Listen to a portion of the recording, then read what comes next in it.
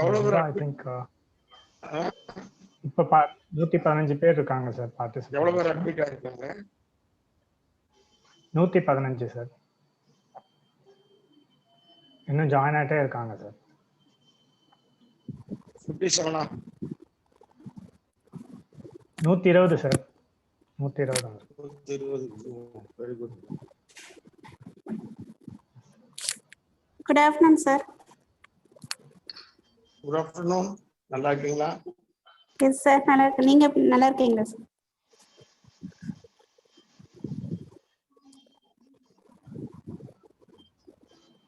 Sir disconnect ஆயிடுச்சுல sir? நல்லா இருக்கேன். ராமலிங்கம் மேடம். இல்ல இல்ல இல்ல. Okay. I am with you. உங்களோட கனெக்ஷன் கொஞ்சம் ப்ராப்ளம் நினைக்கிறேன் சார். ஆஹா. ஸ்டார்ட் பண்றீங்களா? ஆமா sir. Misba, can we start? Yes, sir. Good afternoon, everyone. We, the Alumni Department of Alim Muhammad Saleh Academy of Architecture, delighted to welcome each and every participant for today's session on non-motorized transport for post-COVID green recovery. This is Misbah, a student of Alim Muhammad Saleh Academy of Architecture. Will be your moderator for today's session. I request all the participants to have your mic on mute throughout the session. All your questions during the presentation shall be posted in the chat box, and at the end of the session, we'll have a Q&A session for answering your questions. First, I'd like to welcome our secretary, sir, Segu Jamaluddin, sir. I request you to please put down a few words before we move forward, sir. Okay, Alhamdulillah, I am attending this today's Zoom meeting because our college is always doing better way, always all the movements we are going on great way. This type of webinar will use the students who are participate today to understand. COVID, everybody knows, simply thing, but it's covered all the world to because of our innocence, how we deal the COVID. Lot of peoples are recovered, and some of the percentage, unfortunately, the percentage is less of 3%. That's also be covered. It's better, but Allah's willing what we do. So, அன்பானவர்களே, நம்ம கல்லூரியை பொறுத்தவரை எதுவுமே நல்லது செஞ்சுட்டு இருப்போம். இந்த மாதிரி நிகழ்ச்சிகள் மாசத்துக்கு ஒரு தடவையாவது நிகழ்ச்சிகள் நீங்க வச்சீங்கன்னா ரொம்ப நல்லா இருக்கும். I am really happy participation of today's alumni student. I am congratulated and thank you, sir, for the good responsibility is taking and to talk to our students and faculties. Thank you very much. All the best of this program. Thank you sir. Thanks for coming sir. ரொம்ப நன்றி sir. Thank you, sir. Now I present before you architect Srinidhi Ravishankar, the alumni of Alim Muhammad Saleh Academy of Architecture, for the AMSAA Alumni Talk webinar. I request Professor Architect Ashwini ma'am to put forth a brief introduction about the speaker. Ma'am, please take over. Thank you, Ms. Ba. It's my pleasure to introduce the speaker of the day, Architect Srinidhi Ravishankar. Architect Srinidhi graduated from Alim Muhammad Saleh Academy of Architecture in 2018. She did her internship at OO Studio, Chennai, and continued working there as project architect after her graduation. While at OO Studio, she worked on various projects like redesign of 5 road intersection at Egmore, redesigning and improving 3 roads at Besant Nagar, design for replicable and scalable grid-based urban street design model. She spearheaded the Kabadiwala Connect project, an urban waste management initiative, and many other projects. She also worked in IIT Hyderabad as Junior Research Fellow and ITDP India as Urban Development Intern. At present, she is working as India Smart Cities Fellow under the Ministry of Housing and Urban Affairs. Her UG thesis was shortlisted and was among top 10 in COA National Awards for Excellence in Architectural Thesis 2018. She has published 4 papers in various platforms, including Design of Tomorrow, Springer, Singapore. Welcome, Srinidhi. We are very proud and happy to have you here. Over to you, Ms. Ba. Welcome, Srinidhi. Nice to see you. Thank you, sir. Thank you all. Thank you, everyone. Thank you, ma'am. Now I appeal our speaker, Architect Srinidhi Ravishankar, to please take over. Ma'am, the screen's all yours. Thank you so much. Good afternoon, everyone. I hope everyone is safe and doing well. Post my graduation from AMS, I've been working on a lot of non-motorized transport projects. So I just thought I'll take this opportunity to share my insights and a few learnings through these years with all of you. So I have divided the presentation in 3 formats.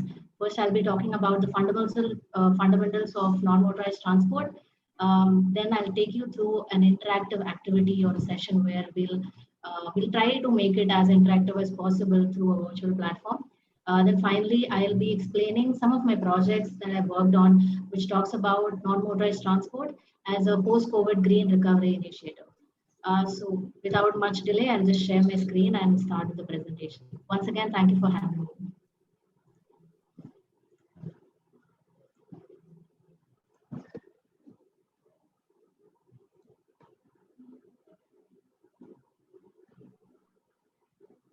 I hope the screen is visible and I'm audible. Yes, Srinidhi. Thank you. Thank you for the confirmation. Starting with a good old question of what is non-motorized transport. If some of you can just type on the chat box as to what you feel non-motorized transport is and what it could be, it would be a great way for us to start with the session and presentation.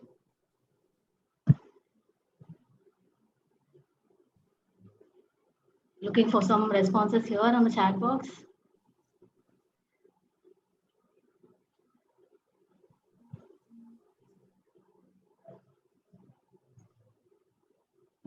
Yes, definitely. Bicycles. Having cities that are walkable, absolutely. Sustainable transportation, excellent. These are some of the definite answers that we are looking at. So when we talk about non-motorized transport itself, it refers to active mobility. All modes of non-motorized transport, which are powered by humans, unlike other transport modes, which are maybe fuel-based or energy-based, can be termed as non-motorized transport. So all of these answers that you've talked about are absolutely great. So here we would like to also remember that apart from walking and cycling, we have other modes.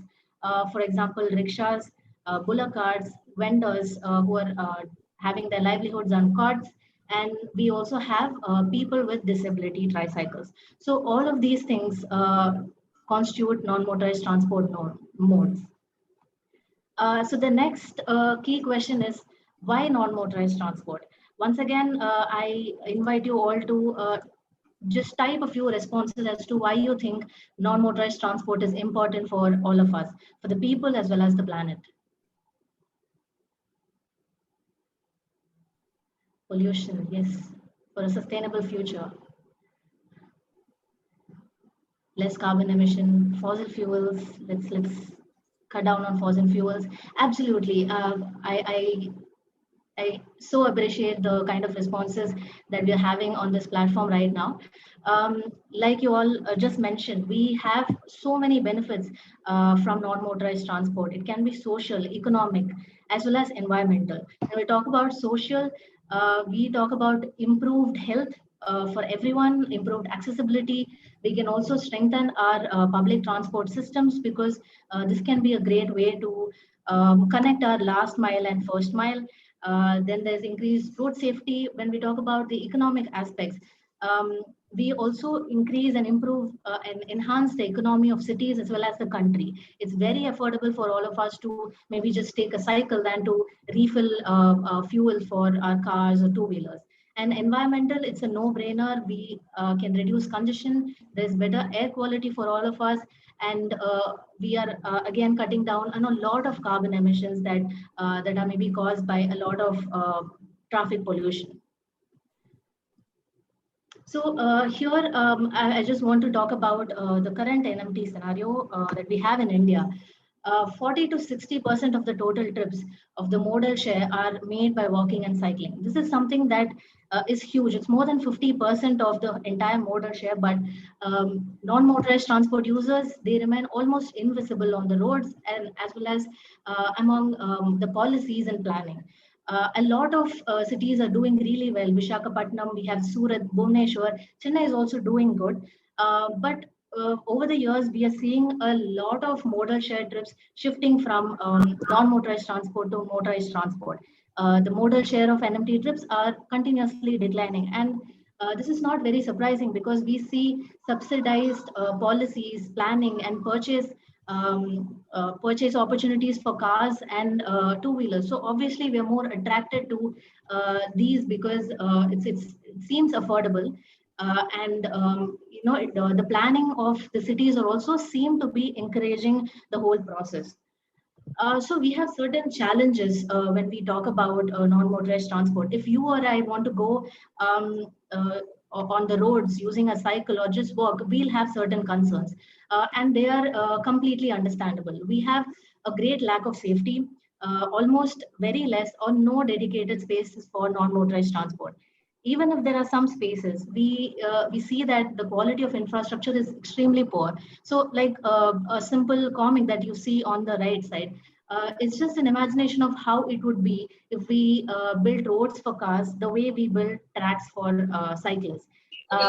It would be completely uneven. The surfaces would be uneven. There'll be a lot of obstructions, and that's exactly what is happening with non-motorized transport users on the Indian roads. They, like I said, they're almost invisible, and this is something that absolutely needs to change. There's also another challenge of data. When we talk about two-wheelers and cars, we know that how many numbers of cars or two-wheelers are being purchased, how many people are riding it, because we have certain formal engagements and processes around that. For example, we have registrations, vehicle registrations, and driving licenses, but we have nothing of that sort with cyclists or pedestrians. So there's no way of knowing what kind of people or how many people are accessing non-motorized transport in a very definite manner. Without understanding what is the scenario on ground, it's very difficult for us to design for them. So there's a code that says we cannot manage what we cannot measure. So that's something that extremely applicable here, because without understanding the kind of data that lies here, the kind of information, the scenario that lies here, how can we design contextually? That's a big question we have when we talk about NMT. There's also another challenge, like us while working on urban design projects during our UG, we'll know that to collect the most basic data sets, we'll have to go from zonal office to zonal office, corporation office, department to department, to just ultimately find out that maybe they have no data, or maybe it's not updated, or maybe the data are completely different from what they have between each other. So this is something that needs to change if we have to talk about how to improve, because again, if we are not aware of what's happening, like let's just say, let's create an analogy with the architectural projects, without knowing the requisites or having a brief for a project, it would be like us designing for no particular cause. It's exactly that for non-motorized transport, because we don't have enough information. Then there's also a weak implementation of policies. There's a national urban transport policy that we have in India, which was initiated in 2006, that talks about prioritizing non-motorized transport and also talks about the safety of NMT users. But here again, the implementation of it has been extremely poor, even with the national policy as well as the city policies, like the one we have in Chennai. It takes a lot of time, but It's not one policy that can come together and transform the cities at one go. So when we talk about road accidents, the onus of it, the onus of the incident lies on both the users, the road users, as well as the environment that cultivates such an accident. But the moment we hear something about a road accident, I think initially, obviously, we'll empathize with the victims, but then again, talk about how we need to take certain precautions. Maybe wear a helmet, follow certain regulations and rules, but completely ignore about the infrastructure and the policies that go around it, which can actually strengthen the process of making roads for everyone, making it safe for absolutely everyone. So absolutely, like we've talked about the challenges, we do have certain opportunities. The COVID-19 pandemic is a great way in some factor for us to focus on non-motorized transport, because cycling especially, it can facilitate physical distancing without even us trying to do that. And with lockdowns and everything, we can use this for short-term trips. And throughout this 1 year, we have seen that cycles are in huge demand. Most of my friends have also, just run to shops to just get bicycles, because the experience of riding it on empty roads where it's extremely safe is one of a kind experience. And certain studies have also suggested that cycling is expected to increase by 50 to 65% because of COVID. We see a lot of activities going all around the world where they are creating pop-up cycle lanes and making it more walkable and cyclable, because this is something that we need in a post-pandemic future, because right now our public transport systems are extremely vulnerable. We are scared of getting into a bus because we are worried if we'll be safe. And this in turn might lead to purchasing of more cars, maybe just for people who can afford it, obviously. But this will again increase congestion. So this is the right time for us to switch to non-motorized transport, because we have all the opportunities to do so. So the Ministry of Housing and Urban Affairs, Government of India, has launched 2 challenges to promote the same. We have Cycles for Change Challenge and Streets for People Challenge to promote walking and cycling in Indian cities, especially the smart cities. It has been going on for almost 8 months to 1 year. And throughout this process, we have seen a lot of cities being extremely enthusiastic about making that shift towards NMT. We see a lot of good initiatives. People are creating great pop-up cycle lanes. They're also conducting cycling campaigns, walking campaigns, making certain place-making initiatives to encourage people to walk and cycle more often. So based on all of this, like a quick 5-step process to maybe develop non-motorized transport in our cities and in our country. So I'll not go too deep into this, but I'll just give a brief on each of these 5 aspects. So first, we start with assessing the conditions of the city or a street or a neighborhood or whatever component that you might be working on. So first, we are gathering some baseline data, because without that, we cannot make it contextual.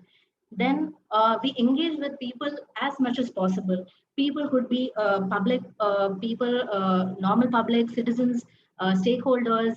Maybe if it's a commercial street, then we have to involve all the shopkeepers and have governmental and non-governmental organizations on board before starting with the design and plan, because this is very important to assess the aspirations and perceptions of people before we start something. Then, of course, we have planning and designing. It can be, it can start from maybe a node, a zone, a neighborhood, or even a city level network plan. So we have a wide range of these things. But once we have the plan and design aspect of it set, one crucial aspect that is gaining traction in India and also a lot of other countries is the aspect of testing. So what I mean by testing is we have the design ready. Instead of going and directly implementing it on ground with concrete and paver blocks and whatnot, it's very crucial for us to test it. Testing can be done using very simple, cost-effective strategies and measures. We could use paint, barricades, planter pots.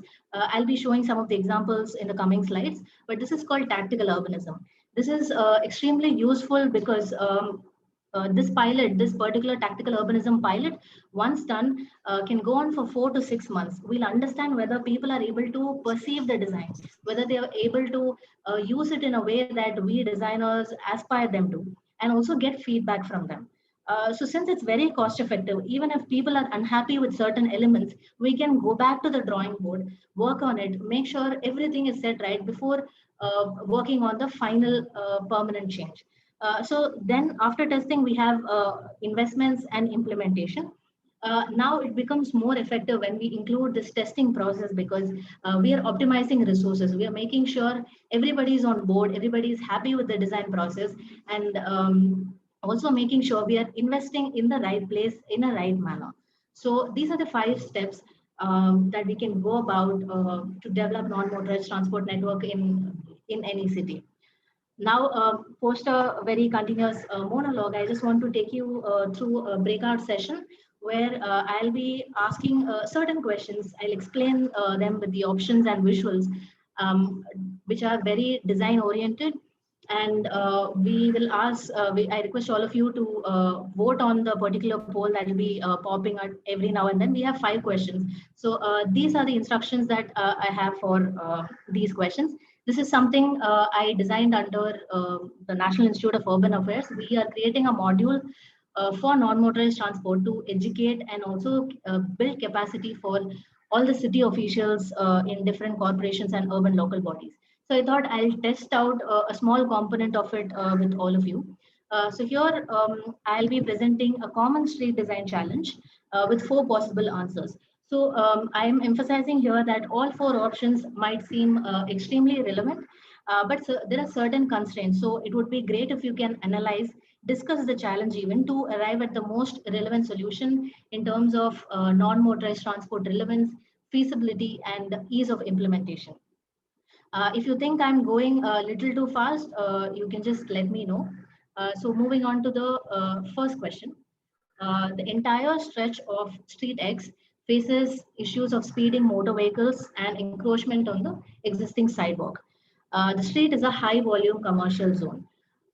So here, this is an imaginary street, this is an imaginary challenge, but we see this almost in all the cities of India. So the options are, first of all, we can segregate motorized and non-motorized transport users using bollard as an element. Second is using landscaping or greenery as a segregation element. Third is using parking as a protective edge for non-motorized transport. Finally, option D, we have curbs and delineators as segregation. So Abzu, if you can launch the poll. Yes, thank you.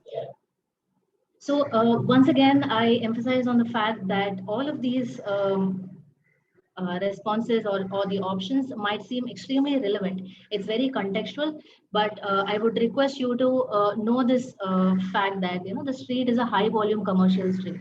So if you can choose your option, analyze, think for a bit before choosing an option, it would be absolutely great.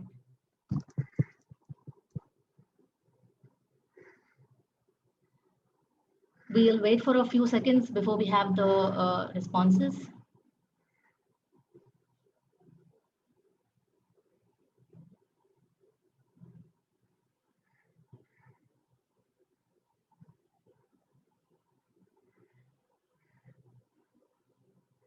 If you need more clarity about what kind of segregation elements I'm talking about here, you can look at the visuals.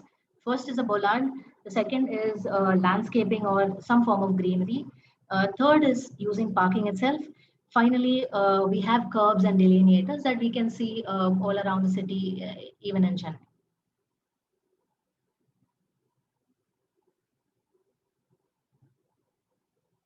Can we see the responses now, please?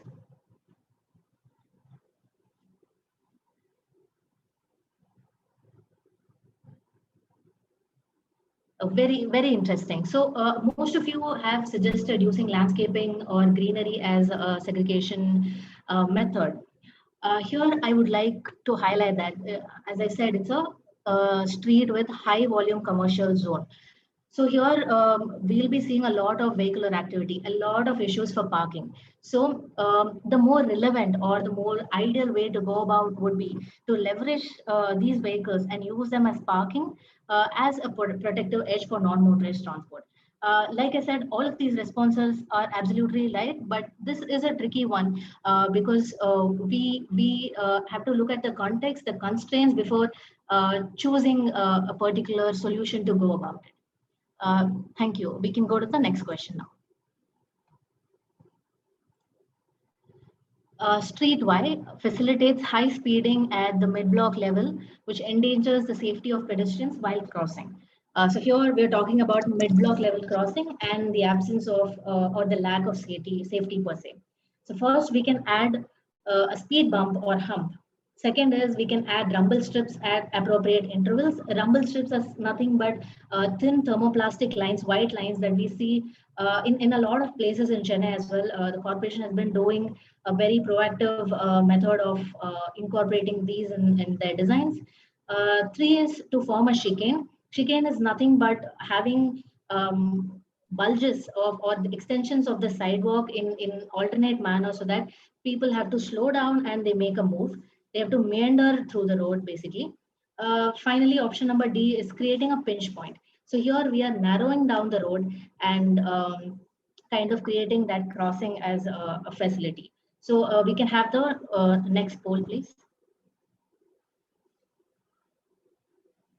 Thank you. So here I would like to highlight that all of these options, again, they are traffic calming measures. So these are some of the traffic calming measures that are meant to slow down the vehicular movement so that it's a little easier or maybe a little safer for the pedestrians to cross from one end of the road to the other. So like we see, all of these strategies are being followed in a lot of different ways, even in our own city. So it would be very interesting to see the kind of responses that we'll be getting from this poll because it's a very, very close competition. Again, we'll take a few seconds for people to respond.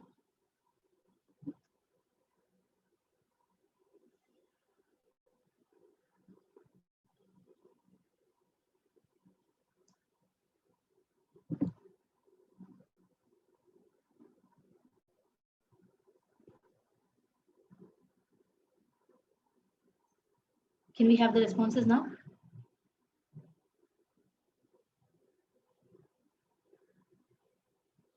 Great. Yes. Here again, I think it's a very very clear. We have a clear winner, which is going to be a speed bump or a hump. But here I would like to highlight or talk about the pinch point a little bit more because this is a great way and more often than not, it's a very undermined option because here by extending the sidewalk on both the sides, we know that we'll be creating a very narrow path for the vehicles or the motorists to maybe meander through. But what we are doing for the pedestrians is that we are creating the distance to be much shorter. In all of these three options, you can see the ROW is remaining consistent, but option number D, it's much easier, much safer, much shorter for the pedestrians to cross. So although all four responses are right, it would be good to experiment with D if it's not a very high commercial zone or where there's not too much congestion without us making it a bottleneck, basically. I hope I can take questions at the end. I'm seeing a hand raise up.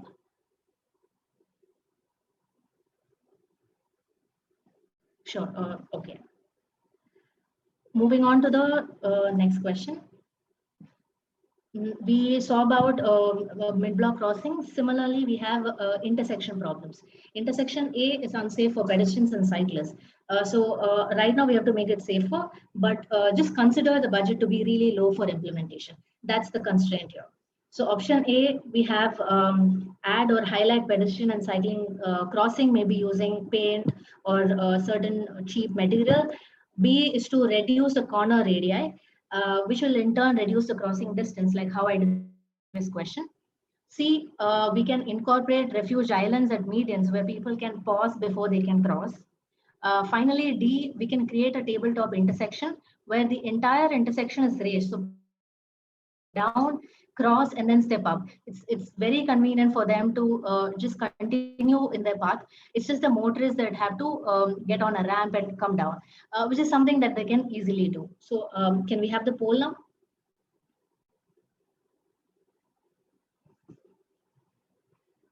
Thank you. So here, I would like you all to think about the budget. I mean, it's just a constraint that we have right now, imaginary constraint, obviously, for an imaginary problem. But these constraints to certain problems can help us come up with innovative new ideas. So certain things that we might not be familiar with, maybe certain things that are not being practiced here, may be extremely good for us to experiment. So that is something that we can do with low cost, very tactical initiatives. So please take a few seconds to go through the options and just think about how you will like it if you were a pedestrian or a cyclist to cross a certain intersection. Which do you think will be certainly safer than the other options?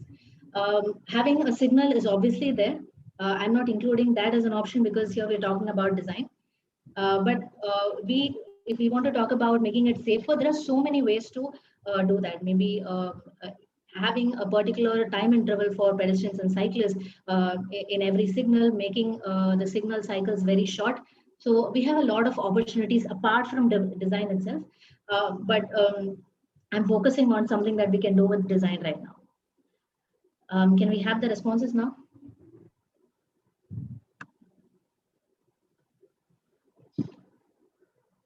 Right. Great. Obviously, like I said, tabletop intersection is a great way to go about it. But again, I've mentioned this constraint that we have low budget. So when we talk about raising the entire intersection to maybe like a 15 centimeters height, you can imagine the kind of construction that has to go in. We have to have curbs, we have to have certain layers of concrete, blocks and whatnot. So this is going to be a not so cost effective solution, although it's going to be extremely safe for people. So what we can do right now is maybe talk about option A and B in consensus or in combination with each other. Adding or highlighting pedestrian crossings and cycling crossings, we'll be maybe just using paints or certain cones and maybe like a surface level initiative can be extremely cheap, but this will also be very helpful because it will add to the visibility of people. Like I mentioned before, non-motorized transport users are almost invisible. So this is a great way for us to make sure they are visible. They are visible on the roads, and also people are motorists, especially, are careful about taking note of who's crossing and who's not. Now, talking about option B, like I said, reducing the corner radii will help in shortening the distance between crossing. So this can be done. We don't have to straight away go into permanent implementation because again, that is going to involve a lot of investments. But what we can do is use barricades, use maybe certain vertical elements, hazard cones, like we see everywhere here, to just experiment with this particular design process. So maybe like let's just say if we combine option A and B and have a tactical event going on for a month or two, we'll understand how people are using it, and then we can maybe transform that into C or D, where we make it more permanent. So that's when having a tactical urbanism approach or a testing approach per se becomes extremely important because we can understand the pulse of the citizens and also see if the design works. This has been done in a lot of places, even in India. Coimbatore is doing it. Mumbai has done it for an intersection. I myself I've worked on a particular intersection in Chennai that I'll be talking about in the coming slides. Yeah, so that's a great way to go about it, to use tactical urbanism as an intermediate process. Moving on to the next question. This is extremely important. So anyone who was maybe distracted or something else, I urge you all to snap back to this particular question, because this is something that's extremely important for us as architects and designers to understand.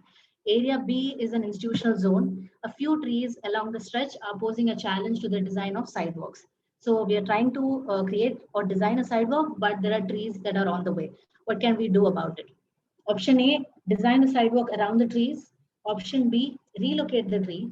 Option C, identify good spots to design social spaces around trees. Option D, construct sidewalks with no special provisions for trees and let uh, pedestrians negotiate. So basically it means pedestrians will have to step down, negotiate with the tree and step up again. That is something that we see on a daily basis here in all our cities. Can we have the poll now? Thank you. The reason I said this is very important because this is a great challenge when we are on ground working on certain projects, because the easiest thing for us will be to choose option B, where we can relocate it, because we don't want to cut it, right? Nobody wants to cut trees now, but it's very easy for us to remove a particular tree from our AutoCAD drawing and then say that let's relocate them. Sorry. But the thing is, for relocation, the success rates are extremely low. It's barely 10 to 40%. And maybe if we want to start with a fully grown tree, when we say that let's cut trees here or maybe relocate trees, but you know what, to compensate, I will add 10 more trees in a different location. That is something that's absolutely not going to work, because to grow a fully functional or a fully big tree, it's going to take at least 10 years. We don't have that much time. But unfortunately, a lot of engineers, a lot of people on ground make this mistake of hoping that relocated trees will work, and just cut the trees and make sure they have a path for the pedestrians. But here again, by relocating, we're not helping the pedestrians, because without any shade, nobody is going to feel good about walking on a sidewalk. It's going to be extremely hot, because we are in India. It's a very hot, humid country. So that's again not a good option at all. I mean, I'm revealing the answers already, but this is something that all of us need to discuss. Coming to option number D, again, a lot of this is happening on the streets of Chennai, but the trend is changing, because a lot of activists, NGOs, and the city corporation itself, they're taking certain initiatives to make sure this does not happen. A lot of design thinking and process can be done to make sure we don't necessarily come in the way of trees, but also help the pedestrians and trees negotiate in a way that is good for both. So can we have the responses now, please?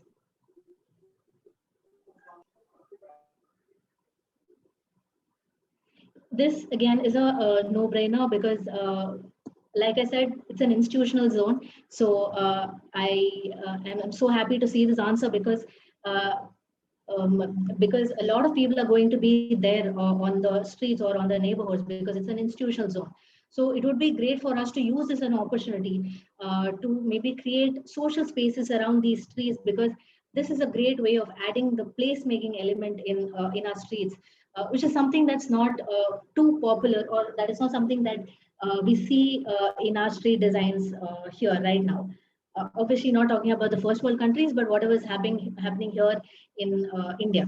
So once again, I would like to emphasize that as architects, as designers, as urbanists, and as like a citizen, basically, we need to make sure that however we may be attracted by the idea of relocating, replantation and all of that, this is something that's not working, because I've been in touch with a lot of environmentalists, and this is a great way of not going about how we design streets. And this is something that should come from us, to educate people that are maybe as part of the decision makers, city administrators. I think it's our responsibility to let them know that this is something that we can do without harming anything on the way. So moving on to the final question, fifth question. Street tea houses a huge number of vendors. This attracts high footfall, but also adds to the congestion of the street. This is something that we see in a lot of places. A lot of hawkers, a lot of vendors. So what can we do about them? Option A, relocate the vendors to the feeder streets. Option B, convert street into a no vending zone to reduce congestion. Option C, organize them within an empty plot adjacent to the street. Option D, strategically organize and allocate spaces for the vendors along the street. Can we have the poll now? Thank you. So here, the important thing for us to remember and know that vendors are part of our streets. They are a part of the quality or the livability factor of our streets in India. Okay, continue. Vendors are part of our streets. Like I mentioned, we cannot ignore them and then say that they are encroaching the sidewalks. This is not on them. This is on us designers, because we have to accommodate them, because they add to the economy of the city, economy of the state, as well as the country. So marking them as encroachments is something that we should avoid, and talk about the livability, the livelihood aspect of them, and talk about how we can involve them in the design process, because informality is what makes our streets, and that is something that we should appreciate and also in fact be proud about. So can we have the responses now?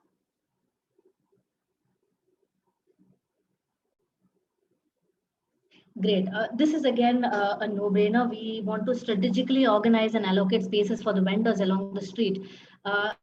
Something with respect to option C, we have seen this in Chennai in Pondi Bazaar. A lot of vendors, they were stacked into a building within the same street, but there were a lot of agitation, concerns among people, because the vendors were not making enough money, because people would not want to go negotiate multiple levels to see something that they already know they might like or not like. So this is the informality that I'm talking about. Organizing them into a building is not something that's going to be beneficial for us as citizens, and also for the vendors who are making their livelihoods out of them.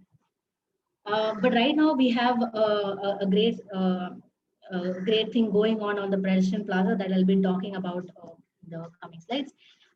Then again, talking about relocation of vendors to the feeder streets, or just marking them as marking the street as a no vending zone, is also going to be harmful, because if they don't see any benefit to the strategy or design process that you have given for them, they're going to anyway find a way back to the zone.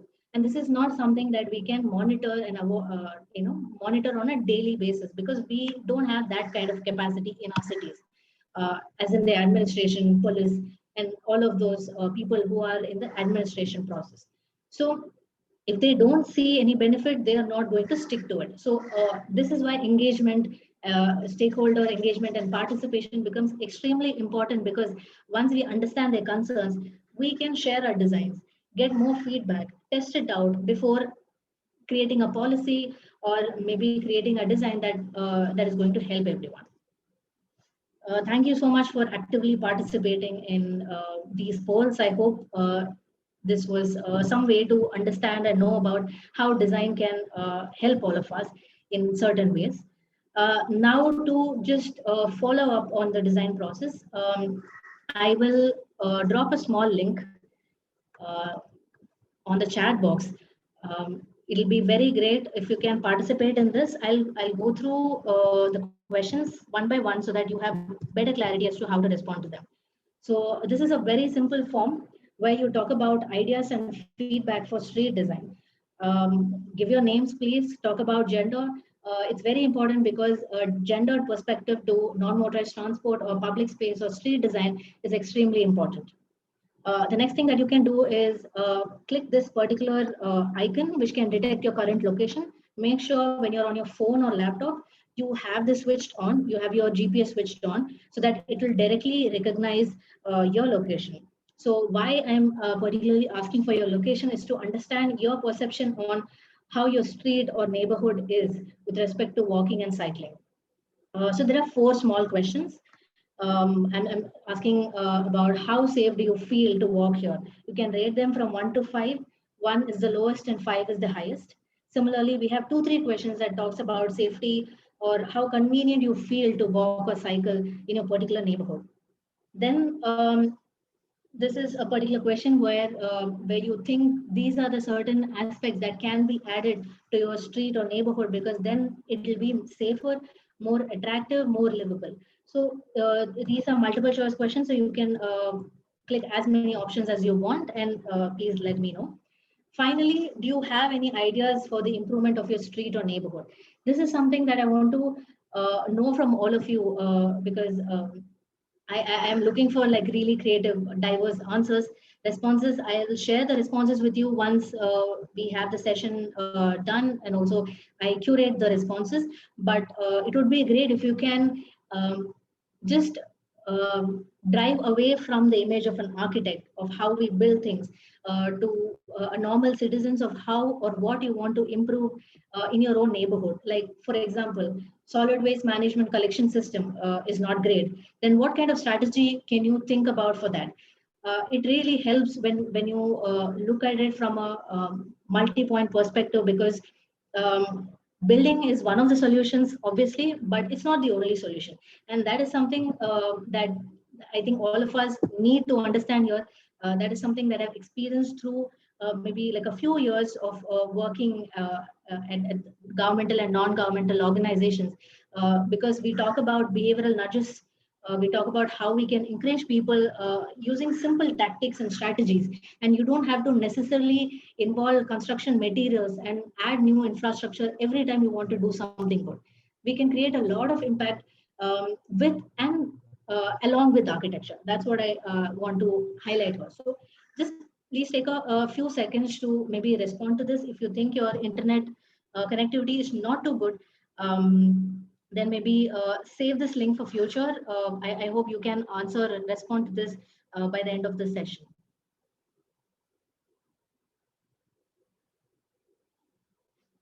Pausing for a few seconds so that we have a good number of responses, and then we can continue with the presentation.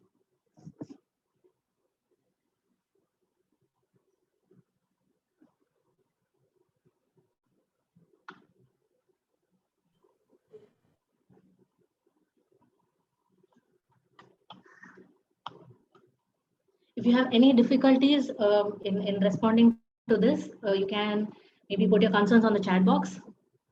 I'll be happy to answer.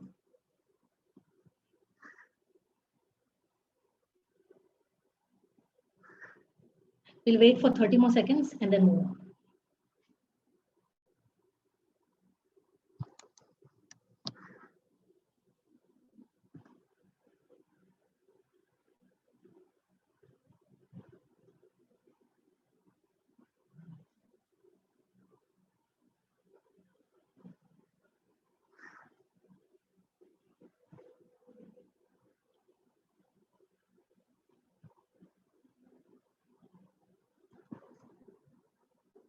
Thank you if you have already responded. If not, no worries. You can respond. I'll save the links and make sure it gets circulated to all of you.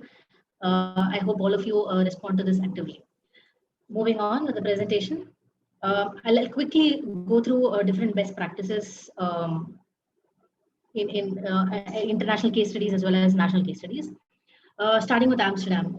This is again a very obvious case study. Whenever we talk about cycling, Amsterdam is there on the list. This is so-called the bicycling capital of the world because of a lot of reasons. You see a lot of people cycling here, and we see that it's part of their lifestyle.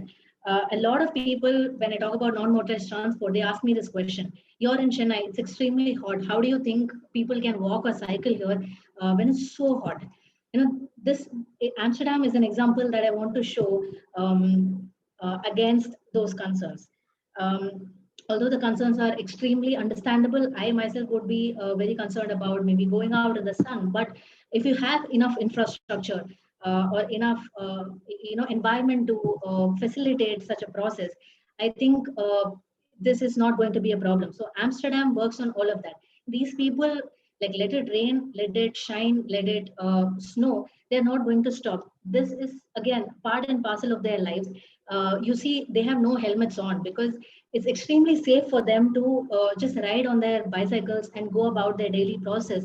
People from the young age, you see, like even elderly people here, young kids, and as well as very old 70 people who are in their 70s or 80s also ride cycles because the city is planned in such a way. But this is not utopia for us. Amsterdam was also in a situation that we are in right now.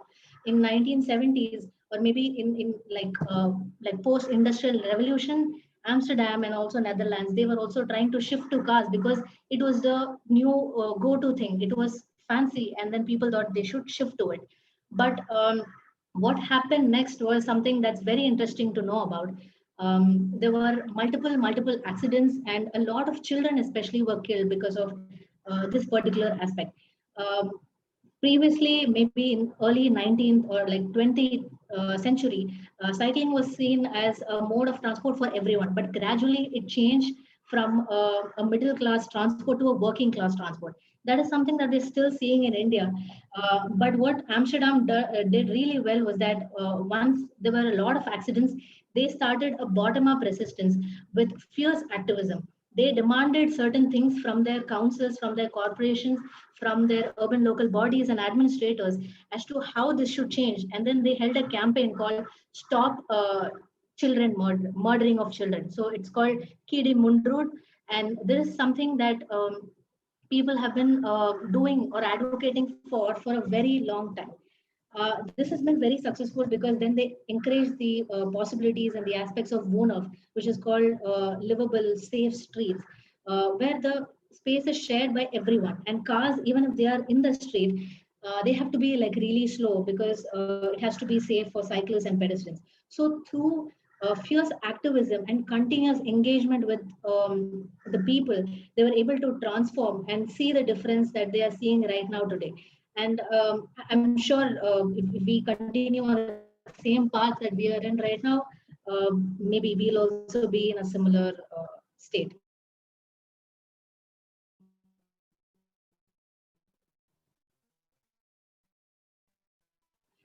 We have seen a lot of examples about aspects, but here I would like to talk about some of the Indian case studies. Pune is doing a great work in transforming their streets into complete streets. This is something that they won an award for in 2020, where it's very universally accessible. And this is something that we have to definitely look at. Coimbatore is doing several tactical urbanism initiatives. Like I said, heat, the weather is an extreme problem, but look at how innovative they are. They have just used simple clothing materials to make shade because trees will obviously take time for us to grow. They've used certain tires, some planters here and there, some paint to delineate certain spaces and make it equitable for people to just maybe use the space. Now, this is the tactical urbanism approach that I was talking about. This is going to be very effective because once you highlight a space in a certain way, people are going to start using it. Once we get more feedback from them, we can make course corrections and then go for permanent change. Obviously, we have to talk about Pondy Bazaar's pedestrian plaza. This is a great example for us to talk about.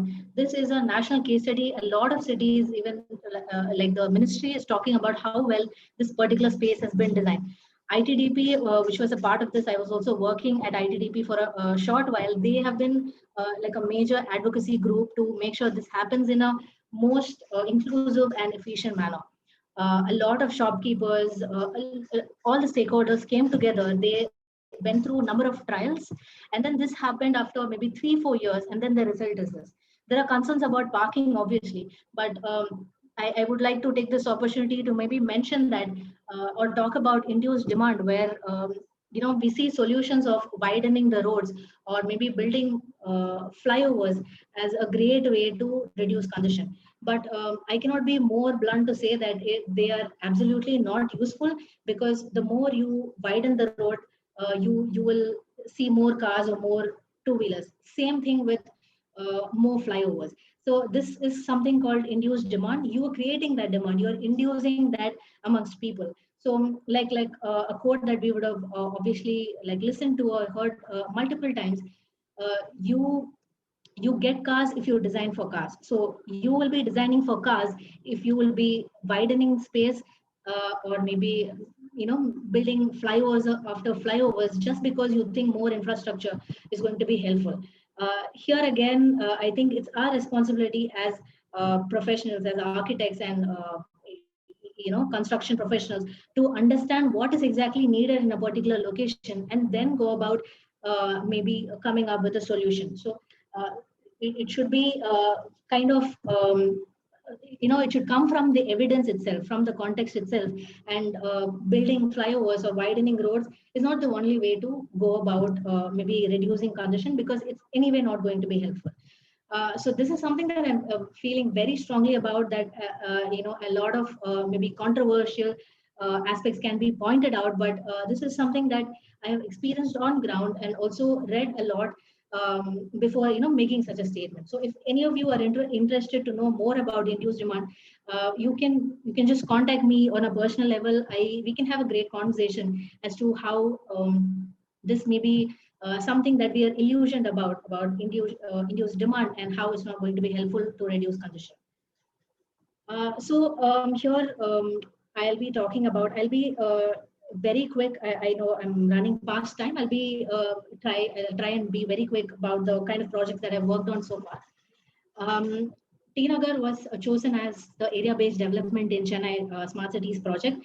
I was part of a redesign process of 10 particular streets in T Nagar, and similarly, you would have also seen the Besanagar Theosophical Society Road, which was having relatively very narrow sidewalks, now has a wider sidewalk. So this is something that I was working on, 3 particular streets in Besanagar.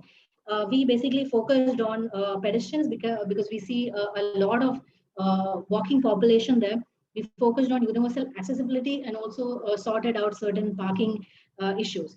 So these are some visuals and drawings that we had to I made to submit to the corporation, and this was part of the process of the Smart Cities mission. Now, this is the intersection that I was talking about previously. I am sure most of you would have come across this. This is the Pantheon Road intersection, which congregates between Police Commissioner Road, Pantheon Road, Rukmani Lakshmipati Road, and also Aditana Road. It's a very complicated 5-road intersection.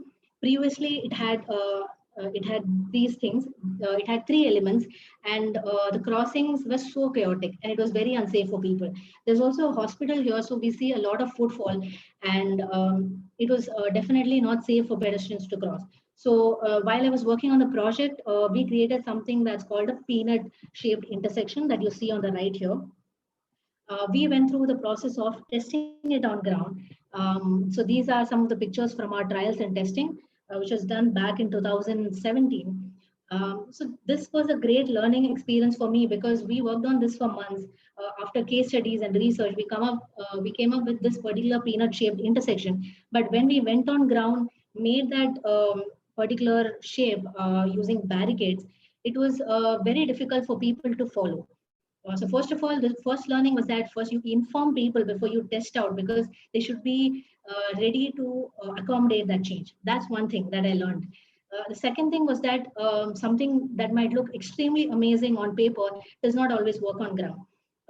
So this particular peanut intersection did not work because people had different styles of riding. They had different speeds of riding. So ultimately, there was a lot of lineup, and it was not very helpful. So right then and there on the ground, we transformed it into a capsule-shaped intersection. It was slightly better. People could navigate it much better, like how they do in a roundabout. Then to make it more efficient, same day, we tried a double circle option using barricades. So this is something that's existing on ground right now. It's a double circle intersection. And we know how to traverse between or meander through roundabouts. So we use that particular knowledge to change our design, go back to the drawing board and work on this before we went to the aspect of permanent change. So this was a great learning experience for me. Once again, because we could see that people, how they behave when certain things happen, it's extremely different from what we think they do, or maybe it's different from how we think as designers. This was also safer for crossing, because we added refuge islands, so people could pause at certain intervals and also cross. So this is something that is on ground. Maybe if you go somewhere in Egmore, you can just have a look. This is near Hotel Ashoka, and if you have some feedback or certain insights, I would be very happy to have a conversation with you on this. So talking about what I'm doing at the Ministry of Housing and Urban Affairs, I'm working on this particular project called STRIDE towards walkable and cyclable cities. We are piloting this particular project in Chennai. So the vision is for us to promote active mobility, which is non-motorized transport, through evidence-based decisions and citizen engagement to create a healthy and vibrant city. Citizen engagement, I'm sure all of us are familiar with. Evidence-based decisions is something that I'll discuss as and when I talk about the solution. This is something that's key to what the project is about and what's key to how design should be shaped, especially when you're talking about urbanism, urban planning, and urban design. So the solution, one of the solutions is a citizen application. If you're familiar with Nama Chennai application that is rolled out by Greater Chennai Corporation, this is going to be a part of that. So what it does is it can enable public consultation for non-motorized transport, street design, and public design projects. So what we can do here is like how you participated in the survey, where you're talking about your perception about your neighborhood and also giving ideas. So these things can happen here on the app. This information will go to the city corporation and also the designers and consultants who are working on certain projects. This will be extremely useful for them because now they know what people want and how they feel the neighborhood is. It's going to be very useful in a way to know what the demands are. Then once the designers design and have the visuals and proposals ready, it can come back on the app in terms of visuals, explanations, both in English and as well as the local language. And we as citizens can vote on it. We can say that, yes, I like it, or maybe I don't like it. This can be done this way. We can give our comments and feedback. This again will go back to the corporation, the city administration, as well as the consultants and designers to make certain course corrections before they go ahead and freeze the particular design or proposal, because this will ensure this continuous feedback loop.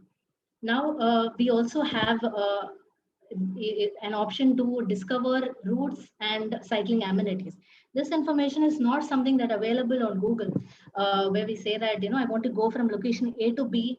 Can you tell me which is a safer route or a greener route? That is something that's not available. So we are trying to work on something similar to that, where we are aggregating information on cycling amenities, like small rental repair shops,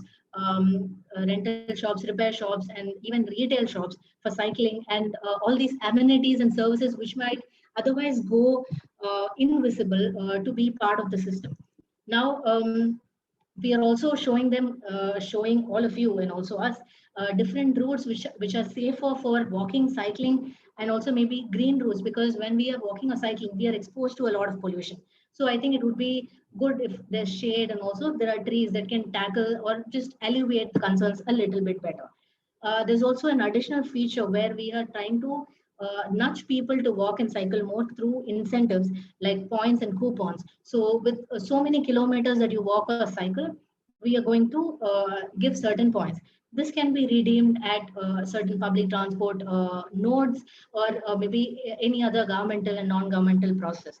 This is something that we are working on, where we'll also get insights as to what kind of carbon emissions are you cutting down, how much fuel are you saving, how much money are you saving because you chose to walk or cycle instead of taking your car or two-wheeler. So this is one aspect of the solution. The second aspect, the important aspect that I was talking about, is the decision support dashboard. Previously, we saw what we were trying to do for the citizens. Now, it's also important for us to bring the corporation, the administrators on loop with what's happening. So this particular dashboard is for that, where we'll be aggregating data on non-motorized transport. Like, let's just say we'll get data from the app itself. We'll be displaying, visualizing these data sets on citizens' perception, ideas and feedback. Also understand where there are a lot of cyclists and pedestrians. Then we'll also address the concerns of infrastructure. We'll also document and also aggregate information on where we have sidewalks, what's the condition, where we have cycle lanes, if we have cycle lanes in the first place. All of this information is going to be on a dashboard for the city to use. And this is what I mean by evidence-based decisions. So these will give evidence for the city to make certain decisions. So this process is called data-driven decision making, which is something that is very crucial and very important for us to follow, and something that's gaining traction not only in India but all around the world. We are seeing certain certain needs and aspirations of the people. We are seeing what is existing on ground already and analyzing the supply of infrastructure and demands of people.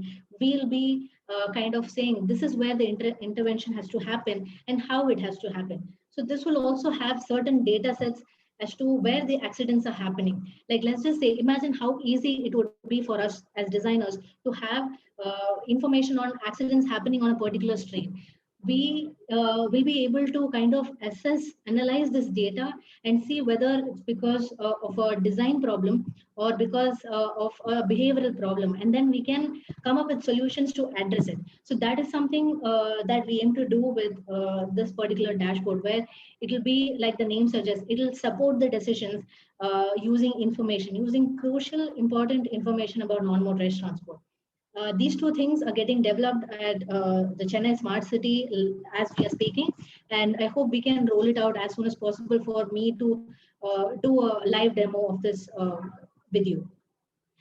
Now, through this process, I've talked about evidence-based decisions. Now, citizen engagement is an important component. So, through this process, we have been engaging with a lot of enthusiasts about cycling and walking, who maybe are walking or cycling on a daily basis, or maybe not. So, we have been able to onboard 200 odd volunteers for this process, and these are the outcomes that we have right now. We had to pause the process because of the pandemic, because of the lockdowns, but so far we have been able to aggregate a lot of cycling amenities throughout the city. We have also aggregated a lot of good walking and cycling routes. So this is a great way for us to engage with the citizens, and also a great way for them to engage with each other. Like, I am adding or contributing a particular route, saying this is green or also convenient for you to use. Likewise, I'll also be seeing 20 other routes which are suggested by other people, and that way we can make it make the streets and roads just a bit or the experience just a bit safer for people to access. So as part of this particular exercise, we are also conducting a survey. It will be really helpful if you can again participate in this particular process. I will quickly share the link here. I hope all of you, we are almost at the fag end of the presentation, so I hope you're still in and awake. Please, it will be great if you can respond to this, because this will be helpful for us, for our team, particularly to design something that can be useful for all of us. And this is not going to happen without engaging people. And we think that engaging students and as enthusiastic students as you, it would be a great way for us to understand what the young population wants right now. So just take a few minutes to respond to this. I'll make sure these links are available again after the session for you to respond to them if you want, and also share with other people. But it would be great if you can respond to it right now. We'll just take a minute or two to just wait for this to happen. And I'm sure, I ensure that I'll be wrapping it up in 5 minutes. So just be a little more patient with me. Thank you.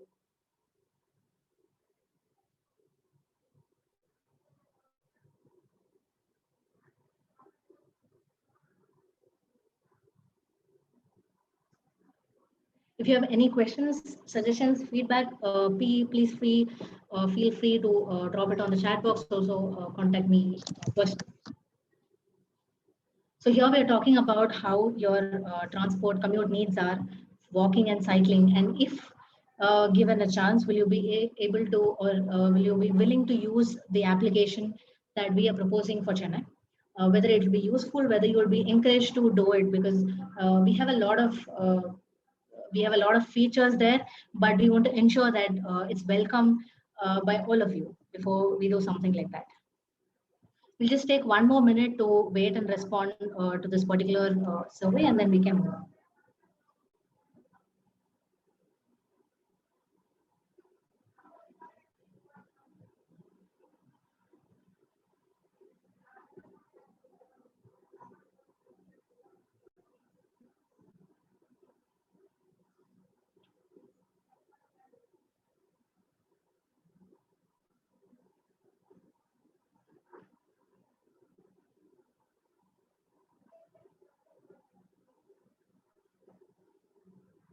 Last 30 seconds. If you want to take some more time to go through the questions and then respond, that's also absolutely fine.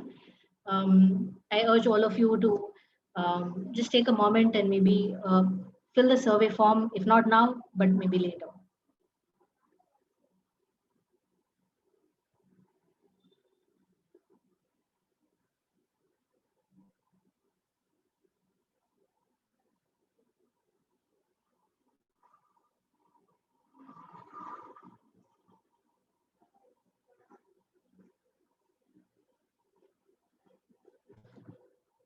Fag end of the presentation. So I just want to kind of highlight what we have been trying to do with Stride. We have been selected as one of the top 5 finalists, as one of the top 5 global finalists as part of the 2021 Wellbeing Cities Award. So we presented our project to an international jury of experts and received positive feedback as to what can be done and how it's creating impact in the city of Chennai. We've also been shortlisted for the World Bank Youth Summit 2021 as one of the proposals for resilient recovery for both the people and the planet. Also, to add, Stride has been selected for a panel discussion. We've been invited to Portugal to be a part of the conference called Velocity that's going to happen in September 2021.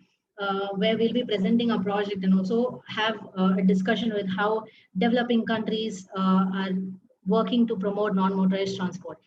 So this is something that I just want to mention here as part of the presentation. So we have also onboarded a lot of volunteers. If you feel like you're interested and you resonate with the initiative, please feel free to maybe write to me or just just talk or call to me.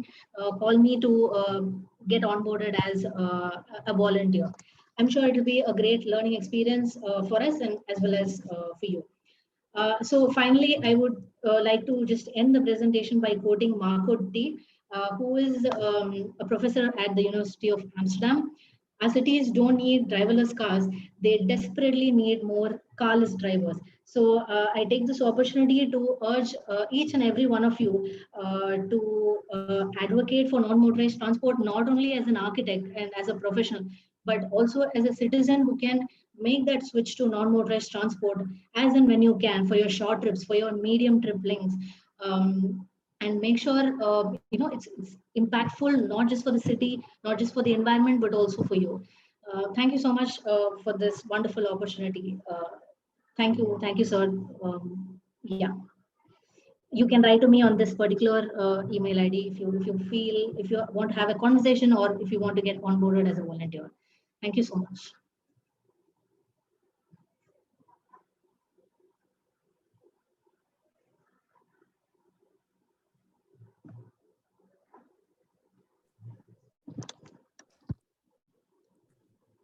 Thank you so much, ma'am, for that wonderful presentation. There's a question in the chat box. How is the public input in design process of the Pantheon's roads intersection design? Thank you, Muthuram, for the question. It was done in two folds.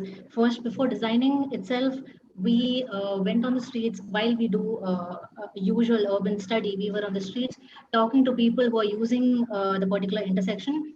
So that way we kind of try to understand the concerns they had while maybe going through the intersection. The second was when we actually had the design ready, we went on the ground to test it. Now, this was when we faced certain difficulties, like I already mentioned. So it was great to know from them that they were not able to understand how a peanut design functions, because this is something that's popular in a lot of first world countries, but not in India. They're not used to it. So this is something that we learned from them. And with the engagement process on ground, we made certain changes to the design, as I told you, on ground, as well as after coming back to the drawing board. I hope this answers your question.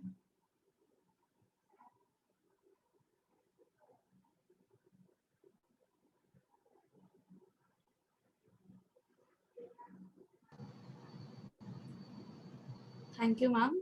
Are there any more questions? You can post in the chat box if you want. Ms. Bai, I have a couple of questions. May I ask now? Yes, sir. Yeah. Thank you, Srinidhi. It was an excellent presentation. Definitely, it was like, in fact, most of the practical aspects, it's like you have covered, which the students may not able to get through even reading any books or going through any videos or anything in that matter. So it was really nice presentation. I was happy to see your presentation. I have a couple of questions here. It's like, again, it's the practical thing, which I would say, like say one of the project about the cycling, which has happened in KK Nagar. So I think our faculty, like say Tahir, was involved in that project, and it's like it was implemented very nicely, and even the construction and the implementation has happened very well. But it's like practically, it's like this cycling track is not being used properly by the citizens, and it's like it is in fact being misused by parking two-wheelers and four-wheelers on that cycling track. You know, it's like, how do you see this is like, and how, based on your designing and the experience with this, it's like what you feel it's like might be the thing which you need to do to promote, or it's like to make people feel their responsibilities and use the facilities which the government provides. Sure, sir. Thank you so much for those kind words. Absolutely, KK Nagar, although very well intended, is not too successful because of all the right reasons you pointed out. So here, I would like just to say that there were a lot of studies, street studies at different intervals conducted for a particular project, but it involved very little citizen engagement. So I think that's a big concern that we have here, and I think those have been like a good learning experience for me as well, because we see however well designed, it's not being used by citizens if they are not on board. So they were not consulted while the design was happening or while the construction was happening. It's a very formal process that's happening right now, where we do it as part of a mandate, where we say that this is the design. Do you agree? Do you not agree? And it stops there. So this is what we want to change when we say that we want to get ideas from people, when we say that we want to understand their perception about their neighborhoods. If we had this process in between, I think it would have helped the project a little bit better.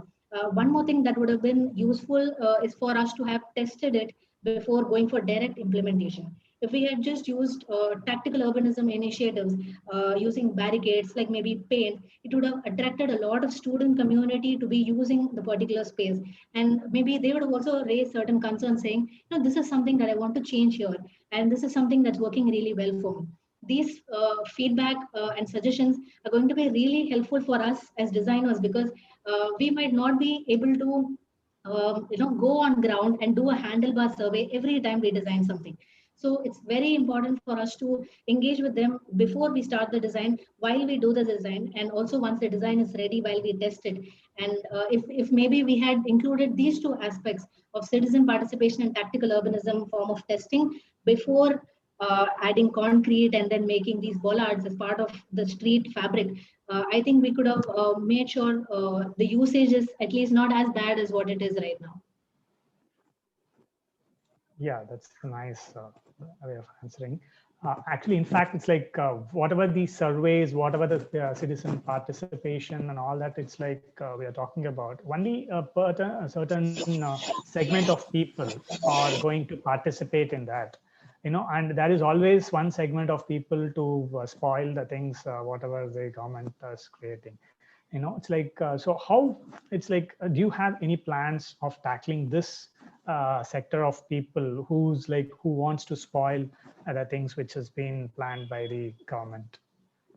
Yes, sir. I think I completely resonate with this particular thing, because while we were conducting these citizen engagement campaigns, while we were saying that, please onboard as a volunteer, let's collect some data for the benefit of all of us. But I mean, I should say that I should appreciate all those people who are interested to be a part of it, but there are also few people who are very concerned about data.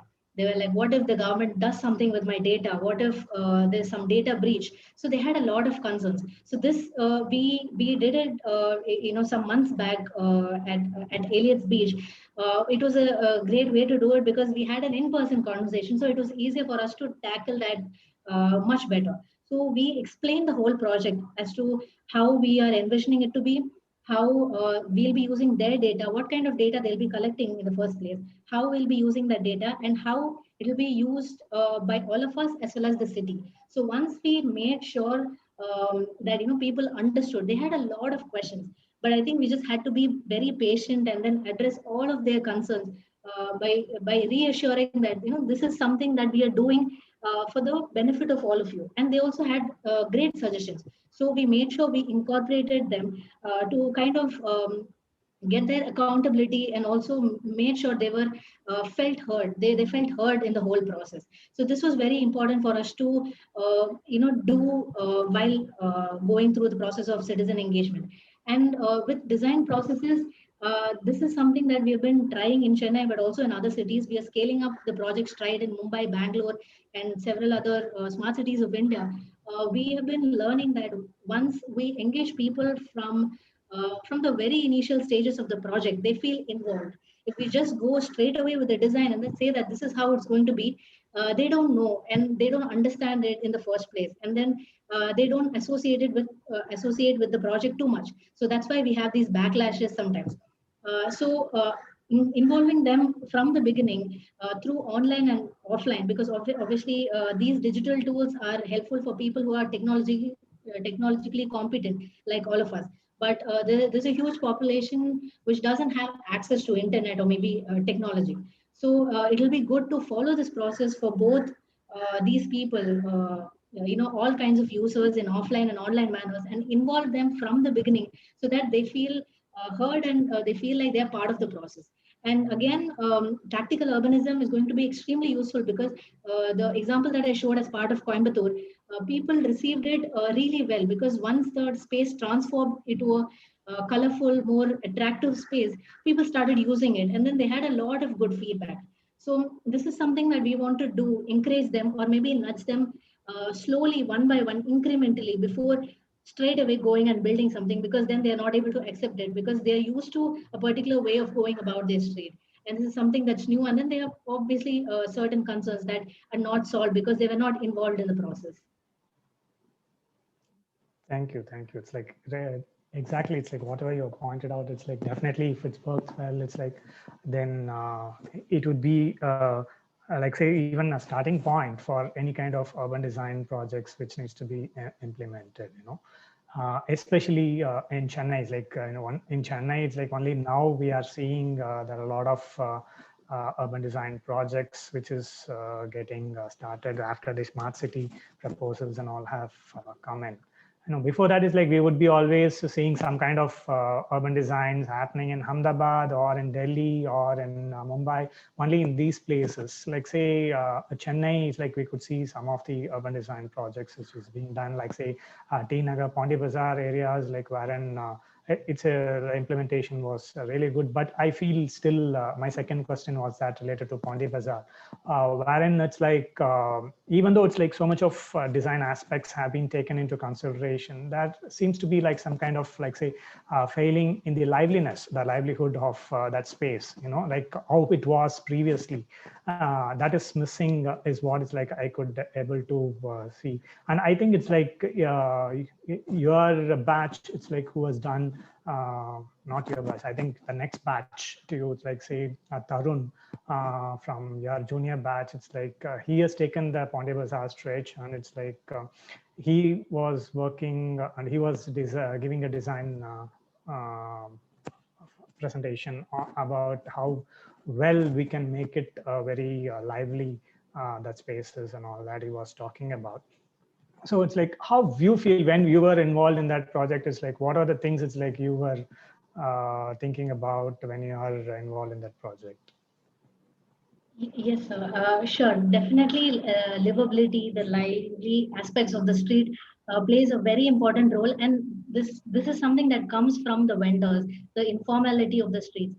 And that was something that was missing because we brought all of them and then put them onto one particular building, which was not working. So the first step was to create a space where people could properly shop and then add more informality and activities to it. So during the launch, we had a lot of activities. There were a lot of people playing music, people and kids, they were playing. There are a lot of aspects as to how the space is being activated by people themselves.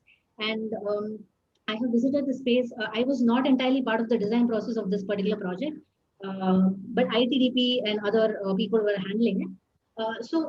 Here I would just like to mention that I visited Bondi Bazaar several times early in the morning and also late at night, and it has been extremely active. You see a lot of people walking, young people like kids playing and elderly. We were just walking using certain gym equipments, and there are these small blocks that are there as part of the design. So I see a lot of people sitting there having certain conversations with each other and basically just enjoying the space. But I think the full potential of Bondi Bazaar has not revealed itself because of the pandemic situation. So as soon as we opened it, we had the first lockdown. Once it was getting better, now we have the second one. So it is not fully activated, but the space itself provides a lot of opportunities for us to activate it. Having certain activities, events, campaigns, it's a great way to maybe just interact with people. And I think this is a good way to start when we say that we have no good public space apart from maybe the beaches in Chennai. So good way to start about it, but I think we have learnings from this as well. And Mega Streets project is something that the city of Chennai is undertaking right now. They are planning to transform 110 kilometers of Chennai streets into complete streets. And I'm sure all of these learnings will go into these process and designing these packages much better than how it is with any other project that they are already working on. Yeah. As you rightly said, yes, it's like maybe because of the pandemic, it's like maybe it is not lively, but hope it's like it's pick up well when things comes to normal. That way it's like the place should become lively as how it was like say 5 or 10 years back. That is what we are looking forward. I think it's like Muthuraman has asked similar in that line. How about like say making the whole block for pedestrians? Yeah, I think this is where we'll have the backlashes from people, because right now we have concerns regarding parking. People find issues with the limited number of parking that we have on street. This is something that's a problem with all of us because we feel parking is our birthright, and that is not something that's the case. So we need to kind of understand that. But I think with certain changes, we have an application that's called Smart Parking, where you book the slot before you go there and then park. So that's slightly helpful. And they've also built one MLCP for accommodating all of these vehicles. But I think the main intent initially was to transform Bondi Bazaar into a completely pedestrianized zone. But there was a lot of backlash. It was a main public transport route. So that was one thing. And cars and two-wheelers, they also had these concerns that, we'll be shopping, we'll have a lot of things to carry, and we'll not be able to walk too much. So you need to allow us to maybe have our vehicles at least nearby so that we can access this. So that was the main reason this was not exactly possible, but that would have been the most ideal process, because pedestrianization of certain places will not only help us as citizens, as pedestrians and public space users, but also generate and enhance the economy and generate a lot of revenue for the shopkeepers, because it's a whole new experience altogether when they do that. Thank you, Srinidhi. Thanks for all your clarifications related to my questions. I think Misbah, you can take up the rest of the questions. Thank you, sir. Sure, sir. Thank you. Then asked by Muthuraman Arumugam, what do you think will be better fit Peanut intersection or double circle for Pantheon Road? Okay, so we tried peanut intersection. We tried both capsule and double circle. So it was a transition from peanut to capsule to double circle. It was a learning process for all of us. I was at least learning then, but there were also experts who were learning along with me. So peanut was not working because people were not used to this concept here in the first place. They were not aware of a peanut intersection. And we also had issues because it was not signalized. So the waiting period, the lineup was extremely high that it failed to function. Similarly, with capsule, it was just a little better because we didn't have the curvilinear part of the peanut. But again, it posed similar issues, although it was a little better than the peanut shaped intersection. But the double circle itself was easy for us to implement and also have people go for it because they used to roundabout. So we don't have to tell them that, please take a turn if you have to go to this street when you're right here, because they're used to it. And this was something that we could leverage from the knowledge that they already had. And that's why mostly double circle functioned better when we talked about this particular Pantheon Road intersection.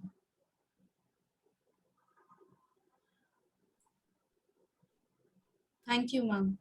The next one, what are the constraints you face when it comes to urban projects in Chennai? Is it socioeconomic, political factors, or is it pressure from different stakeholders?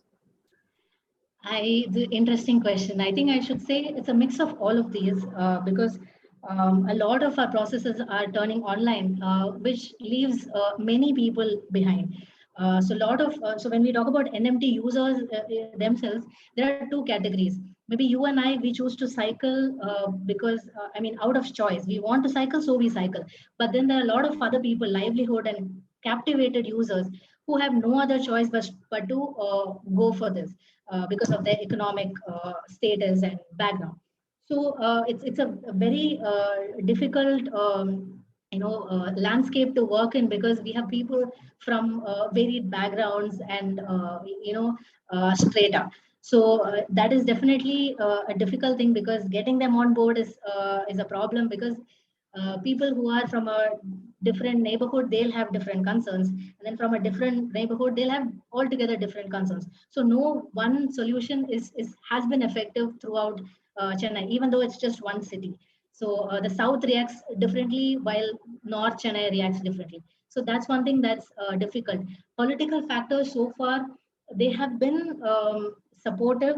I'm sure this change will also be supportive because now they start to understand the benefits of non-motorized transport and about how complete streets are the way to go about the road or street design projects. Obviously, they cannot rule out cars or two-wheelers out of the equation, but they have started to make that transformation, understand and encourage all of us to work on these projects. So I think that's a big step from the political aspect itself, and pressure from different stakeholders. When we are working in a commercial street, we have pressure from the vendors themselves, from the shopkeepers themselves. So while we go to maybe an institutional zone, we'll have problems or like concerns from the schools. But what we have, at least what I have experienced so far, is that once we engage them in the process, tell them really clearly, be extremely transparent about what we are trying to do, and just making sure that they are heard. I think that goes a long way in making sure there's some change that's long lasting.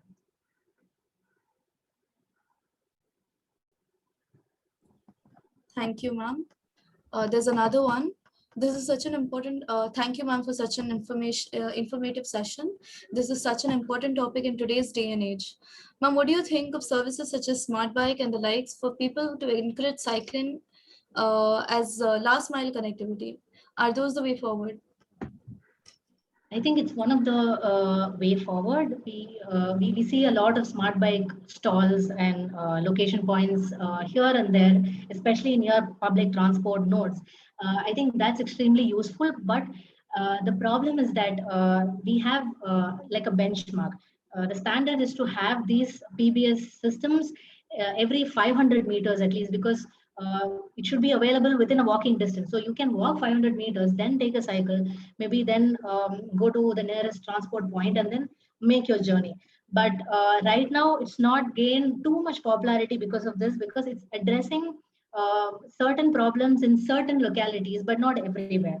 I think Smart Bike is one way to go about it. We also, we should also talk about how policies can help in encouraging people, like incentives, providing incentives, points and coupons is one, but also subsidizing bicycle purchases, or maybe let's just say you are using so many or you've ridden so many kilometers in this particular month, your company, wherever you're working or wherever you are studying, they should be able to encourage it. Having more, cycle to work or cycle to um, school days. But I'm not too sure if it's possible here in Avadi, because a lot of people come from the city and it's a very long journey. But this is something that can happen where it's possible. A lot of schools, they have children coming in from neighborhoods, like the immediate neighborhoods. So this is when we can encourage certain events. So again, infrastructure, policy, planning, design, behavioral nudges, all of them should come together so that it's at least a little better for all of them, because all of these changes are not going to materialize in a day or two. So, yeah, I hope this answers your question. Thank you, ma'am. And the last one, sorry for consuming time. Is there any chance we can have the whole block for pedestrians? I think it's like that has been answered, Ms. Ba. That is related to T Nagar, I think. Ma'am, I would like to ask a question, ma'am. Yeah, please go ahead, Ritika. Thank you, sir. Ma'am, does your project is also working towards the public toilet issues in India? I mean, in the roadsides, always people are defecating outside on this street, pedestrian pathways, in the trees, or openly they are just defecating outside. Right. I think this is a big concern for all of us. We also have concerns like, animals just coming in front of our ways while we are riding. So these are certain concerns that we have to be very careful about while addressing. And it's very contextual as to where it happens. So if this is something that's happening, then we need to see the locality. Like if I should just take an example of Chennai itself, Marina Beach Promenade, it sees a lot of activity, a lot of people. There's a huge sidewalk, but it's not entirely universally accessible. So I think maybe the next time you go, you should maybe have a look at them in a very keen manner, because a lot of crossings are blocked by railings. There's several concerns. So this particular promenade is very well maintained. While just 500 meters away, near the War Memorial, we have a slum neighborhood which is called Satyanagar slum. Outside that, the sidewalk is entirely like this. Just as you mentioned, open defecation, because they don't have enough facilities to access within their own neighborhood, within their own settlements. So this is something that needs to be addressed from a housing and socio-economic perspective. This is something that we see in different neighborhoods. This is also some disparity, inequality that we see every day. 500 meters away, we see two different scenarios. So this is something that we are trying to address, but so far, I would like to just mention how the fellowship works. As part of the fellowship, we have people coming in from different backgrounds. We have architects, data scientists, economics, finance experts, social workers, tech experts, and people from all backgrounds possible. So all of us come together, we worked and iterated, brainstormed on certain solutions for different problems, and then we have developed certain solutions, and we are trying to pilot it in different cities. So we have projects on environment, on housing and economics, and so many. So this is something that's being addressed by one of the other teams.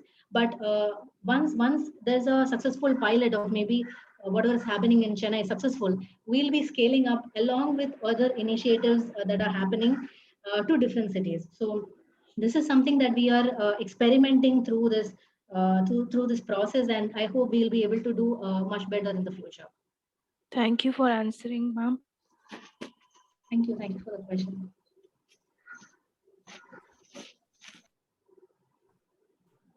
Thank you, ma'am. Thank you for patiently answering all these questions, ma'am, again. Anybody is there for any questions? They can unmute their mic and they can ask questions. Anyone?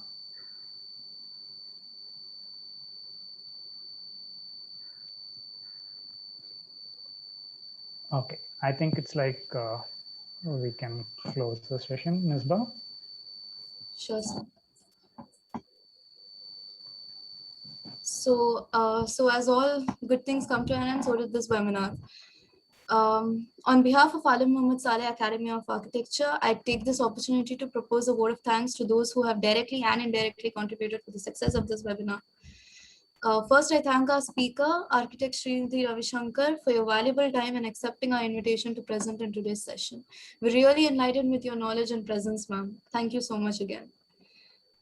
Next, I'd like to thank the Honorable Secretary Alhaj Segu Jamaluddin sir, our principal and head of the department for their enthusiastic support. A special thanks to the AMSAC alumni department members, teachers for their unflinching support and coordination, and our participants for active participation.